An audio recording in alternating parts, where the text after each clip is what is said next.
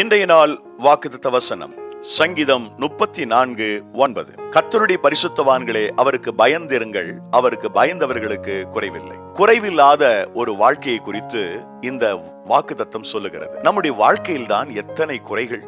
ஒன்று நன்றாக இருந்தால் மற்றொன்று குன்றி போகிறது. ஒன்று நிறைவாக இருந்தால் மற்றொன்று குறைவாக மாறுகிறது. ஒன்று சித்தி பெற்றால் மற்றொன்று சக்தி குறைகிறது. அன்பானவர்களே, நம்முடைய வாழ்க்கையில் அனைத்தும் நிறைவுடன் இருப்பதற்கு, அதாவது குறைவில்லாமல் இருப்பதற்கு ஆண்டவர் உதவி செய்வேன் என்று சொல்லுகிறார். அப்படி ஒரு நிறைவான வாழ்க்கை வாழ வேண்டுமானால் அதே வசனம் சொல்லுகிறது, நாம் அவருக்கு பயந்து வாழ வேண்டுமா?